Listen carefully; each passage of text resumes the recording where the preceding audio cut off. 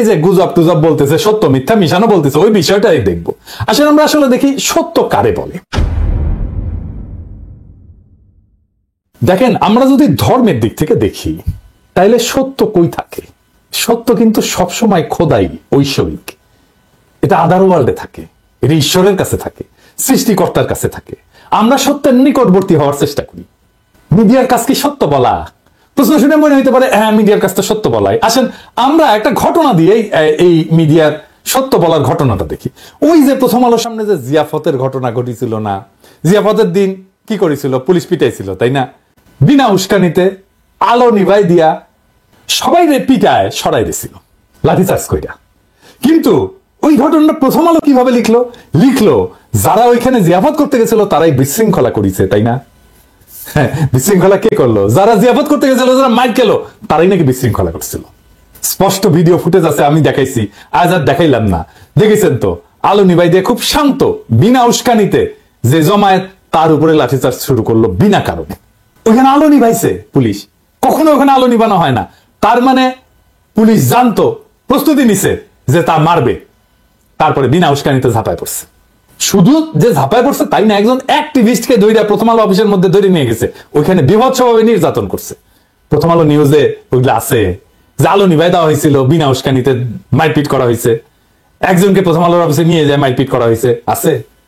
নাই। তার মানে প্রথম আলো ঘটনার একটা দৃষ্টিকোণ থেকে, তাদের দৃষ্টিকোণ থেকে সংবাদ হিসেবে উপস্থাপন করছে। প্রথম আলোর উল্টা পাশের অংশ যারা, মানে আমরা, তাদের কণ্ঠস্বরকে স্তব্ধ করে দিছে। সত্যটা কি? আমরা যেটা বলছি সেটা নাকি প্রথম আলো যেটা বলছে সেটা? সম্ভবত এই ঘটনার আরো অনেক দৃষ্টিকোণ আছে, কারণ আমরা দুইটা পক্ষ, প্রথম আলো এবং আমরা। প্রথম আলো একটা পক্ষ, আমরা আর একটা পক্ষ। তাহলে একটা তৃতীয় নিরপেক্ষ বা অন্য আর একটা পক্ষ, আরো 3-4টা পক্ষ থাকতে পারে। সবগুলো দৃষ্টিকোণ কি একটা সংবাদ মাধ্যম প্রকাশ করে না? সে করে তার জন্য যেটা সবচেয়ে সুবিধাজনক সেটা প্রকাশ করে। মিডিয়া যা প্রকাশ করে সেটা ঘটনার প্রতিক্রিয়া প্রকাশ করে, ঘটনা না। আসল ঘটনাকে সে পুনর্নির্মাণ করে, বানায়। সে পুনর্নির্মিত ঘটনাকে একটা ঘটনা হিসাবে প্রচার করে, এবং এই ঘটনার বাইরে যেগুলো, সেগুলো হয়ে যায় গুজব। আমি একটা এক্সাম্পল দিই। মানবতা বিরোধী অপরাধের আদালতে সংবাদপত্রে প্রকাশিত সংবাদকে সাক্ষ্য হিসেবে ধরা হয়েছিল। দুনিয়ার সব সাক্ষ্য আইনকে বুড়া আঙুল দেখায় সংবাদপত্রে প্রকাশিত সংবাদকে সাক্ষ্য হিসেবে ধরা হয়েছিল। আমরা বলছিলাম এইটা হইতে পারে না, এটা অন্যায়, এটা অপরাধ। এইভাবে সংবাদপত্রে প্রকাশিত সংবাদকে সাক্ষ্য হিসেবে ধরা যায় না। সংবাদপত্রে যদি সত্য কথাই লেখা থাকে তাহলে তাকে সাক্ষ্য হিসেবে ধরতে অসুবিধা কোথায়? অসুবিধা এখানেই, সংবাদপত্রে সত্য কথা লেখা থাকে না, লেখা থাকে একটা দৃষ্টিকোণ। আসলে ক্ষমতা সংবাদ তৈরি করে, ঘটনাকে পুনর্নির্মাণ করে, তার বয়ানের বাইরে সে যেটা বলতে চায় সেটার বাইরে যেটা, সেটাকে সে গুজব বলে উড়ায় দেয়। সে নিজের বয়ানকে সত্য বলে দাবি করে, আর বয়ানের বাইরে যেটা সেটা হইতেছে গুজব। এবার বুঝছেন তো? আমারও তো বলে গুজববাজ, আমি তো পত্রিকার নিউজ টিউজ রেফারেন্স দেখাই, তারপরেও আমি নাকি গুজব ছড়াই। তার মানে গুজব হইতেছে তার বয়ানের বাইরে যেটা, তার বিশ্বাসের বাইরে যেটা, সেটাই গুজব। কিন্তু ধরেন মিডিয়া যেটা প্রকাশ করে অথবা যেটাকে তারা গুজব বলে দাবি করে, এটা কিন্তু সত্য বা মিথ্যার বিষয় না। এই দুটেই হইতেছে পারসেপশন। এটাকে বলা যাইতে পারে ধারণা। কোন কোন পারসেপশন, কোন কোন ধারণাকে লোকে বিশ্বাস করে, এটাকে বিশ্বাসযোগ্য বলে মনে করে। এমনকি এইরকম ধারণা যে ক্ষমতার গদিকেও কাঁপায় দিতে পারে। আপনি যেটাকে বিশ্বাসযোগ্য বলে ভাববেন সেটা কিছু পূর্ব শর্ত আছে, সেই পূর্ব শর্তগুলো পুরো হইলে বিশ্বাস পোক্ত হয়। আমি একটা এক্সাম্পল দিই। ধরেন র‍্যাব কইতেছে যে হেলিকপ্টার থেকে গুলি করা হয় নাই, কিন্তু আমরা জানি, আমরা বিশ্বাস করি হেলিকপ্টার থেকে গুলি করা হয়েছে। তার মানে বুঝছেন তো, আমরা যেটা মনে করতেছি এইটা বিশ্বাসযোগ্য। ধরেন গার্মেন্টসের কোন শ্রমিকের উপরে বা বাসায় কাজের মেয়ে, কাজের ছেলের উপরে যে টর্চার হয়, এই ঘটনাগুলো খুবই বিশ্বাসযোগ্য ঘটনা। 1857 সালে সিপাহী বিপ্লব হয়েছিল, ওইখানে রটনা হয়েছিল যে ওই যে কার্তুজের মধ্যে শুকর আর গরুর চর্বি একসাথে মিশায় দেওয়া হয়েছে এবং কার্তুজটা মুখ দিয়ে কাটতে হইতো। ওটা একটা বিশ্বাসযোগ্য বিষয় ছিল। এই যে পারসেপশন বা জনতার মধ্যে যে ধারণা, বিশ্বাসযোগ্য ধারণা তৈরি হয়, এইটাকে নিয়ন্ত্রণ করার জন্যই মিডিয়ার জন্ম।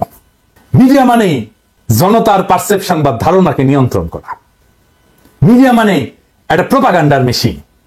মিডিয়া কোন একটা পারসেপশন বা ধারণাকে সত্য বলে দাবি কইরা রটাইতে থাকে। এখন ক্ষমতার কি দরকার? এই পারসেপশনটাকে কন্ট্রোল করা দরকার তো, কারণ আমরা দেখতেছি যে এই পারসেপশন গুলো ক্ষমতার গদিকেও কাঁপায় দিতে পারে। তাহলে ক্ষমতার যেটা দরকার সেটা হইতেছে কতগুলো ঘটনাকে বানানো হিসাবে, আর কতগুলো বানানোর জিনিসকে ঘটনা হিসাবে রটনা করে। তার মানে সে ঘটনাকে গুজব বলবে এবং বানানো জিনিসকে ঘটনা হিসাবে রটনা করবে। বুঝছে? এই যে মিডিয়া, প্রথম আলো, ডেইলি স্টার, যা যা আছে, এই সমস্ত ফর্মাল মিডিয়া, এইটার পারপাস বা উদ্দেশ্য একটাই, সত্য বা মিছা বা গুজব নাম দিয়ে এই কাজটাই করে। তাহলে পাওয়ার বা ক্ষমতা কেন পারসেপশনকে বা ধারণাকে এত ভয় পায়? কারণ পাওয়ার সবসময় ভায়োলেন্ট, এটা সবসময় সহিংস। তো ঘটনা যদি নাও থাকে, বানায় বানায় কইলেও লোকে বিশ্বাস করে প্রায়।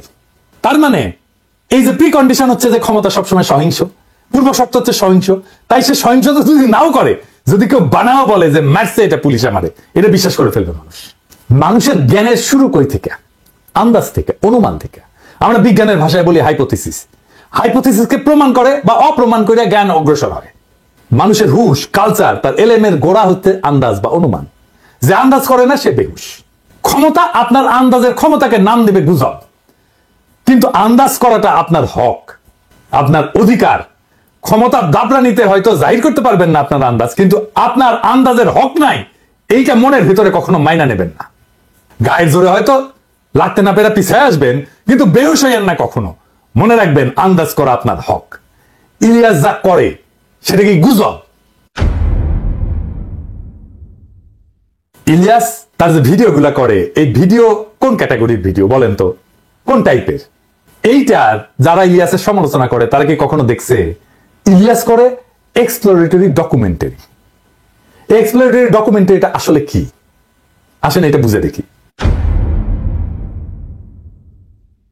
এক্সপ্লোরেটরি ডকুমেন্টারি শিরোনাম ব্যবহার করা হয় যখন কোন ডকুমেন্টারি একটা বিষয় অনুসন্ধান করে এবং প্রমাণ সংগ্রহের পাশাপাশি সম্ভাব্য ধারণা বা অনুমান তুলে ধরে। ইলিয়াস এটা লিখে দেয় তার প্রত্যেকটা এপিসোডের সামনে। তার মানে ভিডিওতে সত্য এবং প্রমাণের পাশাপাশি সে অনুমানও তুলে ধরে। তাহলে সমালোচনা কেন? কেন বলা হয় ইলিয়াস গুজব ছড়ায়, সত্যের সাথে মিথ্যা মেশায়? কারণ ইলিয়াস ক্ষমতার বানানো ঘটনাকে পুরা ঘটনা বলে, সত্য ঘটনা বলে মানতে নারাজ। সে বেহুশ হয় নাই, সে তার হুশ ধরে রাখছে। যেই ঘটনা ঘটছে তার ভিন্ন ব্যাখ্যা, ভিন্ন বয়ান কইরা সে বলতে চায় ক্ষমতা যেটা বলতে চায় না। ক্ষমতা যেটা বলতে চায় তার চাইতে ভিন্ন বয়ান ইলিয়াস দেয়। বিলিভেবল বয়ান, বিশ্বাসযোগ্য বয়ান ইলিয়াস দেয়। আসিফ নজরুল ক্ষমতা মানলো, ইলিয়াসের ভিডিওতে বিপর্যস্ত হয়েছে এবং হইতেছে। কারণ ক্ষমতা যে বয়ানটা বিশ্বাস করাইতে চায় সেটা ধাক্কা খাইছে। সেই জন্যই ক্ষমতার আশেপাশে থাকা বা যারা ক্ষমতায় যাইতে চায় তারা ইলিয়াসের উপরে ঝাঁপায় পড়ছে। আরে সর্বনাশ, বিপজ্জনক লোক, এরা তো থামাইতে হবে। আসিফ নজরুল আরো বিপর্যস্ত হবেন, ওয়েট করেন। কারণটা হইতেছে আসিফ নজরুল বিপ্লবোত্তর ক্ষমতাকে সামরিক বেসামরিক এলিটদের হাতে তুলে দিছে। তাকে দৌড়ের উপরে রাখা আমাদের কর্তব্য। অনেকে আমাদের বলেন যে আপনি বিএনপির পিছে কেন লাগিয়েছেন। আমি বিএনপির পিছে লাগি নাই। আমার দীর্ঘদিনের পর্যবেক্ষণের ফল হইতেছে বিএনপি তাদেরকে পছন্দ করে যারা ওই যে ওই যে ওই যে ওই যে ওই যে ওই যে ওই যে ওই যে ওই যে সরাদির বডিগার্ড, প্রেমিক, হ্যাঁ মুজিব প্রেমিক যারা, তাদেরকে বিএনপি প্রচন্ড প্রচন্ড প্রচন্ড পেন দেয়। হ্যাঁ, যেমন আসিফ নজরুল দেখেন যে শেখ মুজিবকে নিয়ে, মানে ওই যে সরাদির বডিগার্ডের নিয়ে কি বলে শুনেন। এই বই পড়লে মানুষের হতবাক, বিস্মিত, মানে অকল্পনীয় একটা রিয়ালাইজেশন সামনে যাওয়া ছাড়া উপায় নাই। একটা নেতা, এত বড় একটা নেতা বাংলাদেশে জন্ম নিয়েছিল।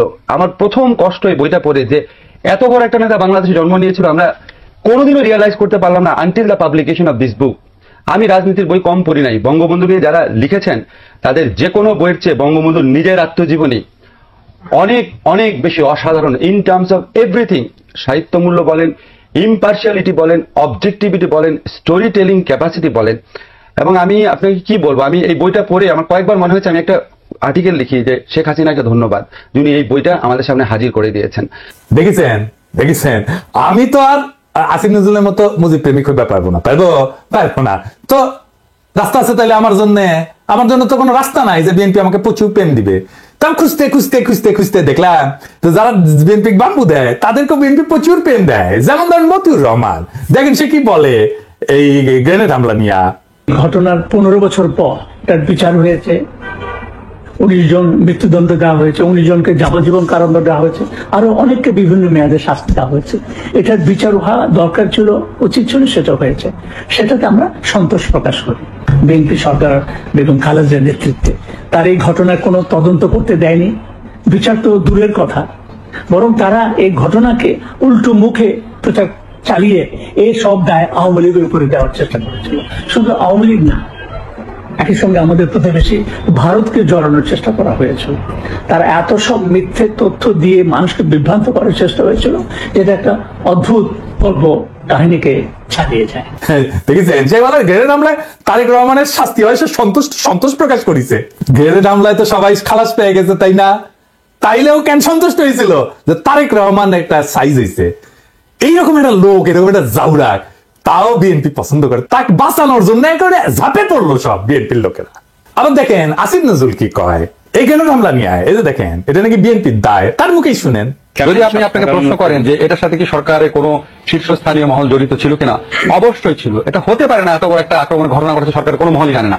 সেকেন্ড কোয়েশ্চেন, আপনি যদি বলেন বিএনপি কি এই হত্যার ঘটনা 21 আগস্ট আক্রমণের ঘটনা ধামাচাপা দিতে চেয়েছে, অবশ্যই চেয়েছে। তারা জঘন্য রকম ভাবে ধামাচাপা দিতে চেয়েছে, হাস্যকর ভাবে ধামাচাপা দিতে চেয়েছে, এবং অবশ্যই সরকারের কোনো না কোনো সেক্টর জড়িত ছিল। তাই আসিফ নজরুল তো এখন আইনমন্ত্রী, তাইলে এই সময় যে মামলার দায় থেকে বিএনপি সবাই খালাস হইল, আসিফ নজরুল তখন ঠিক বলে থাকে, তাহলে কি এটা ভুল? তাহলে এখন যদি এটা ঠিক হয়, তাহলে আসিফ নজরুল কারে খুশি করার জন্য ওই কথাটা বলছিল? কেসটা কি? তাহলে আসিফ নজরুলকে ডিফেন্ড করার জন্য বিএনপি আগা এসছে, প্রথম আলো মতিউর রহমানকে ডিফেন্ড করার জন্য বিএনপি আগা এসছে কেন? কারণ কি জিজ্ঞেস করেন ওদেরকে। তো এটা যদি হয় যে বিএনপিটা বাম্বু দিলে তারা প্রচুর পেন দেয়, তো তাহলে তরিকাটা ট্রাই করে দেখা যেতে পারে। হ্যাঁ, যদি এটা শুনে বিএনপি আমাকে একটু প্রেম টেম দেয়, হ্যাঁ, কারণ আমি তো ওই যে গানটা আছে না, ওই যে একটা গান আছে না, ওই যে আমি তোমারই প্রেম ভিখারি, ভালোবেসে ঠাই দিও পরাণে গো, ভালোবেসে ঠাই দিও পরাণে।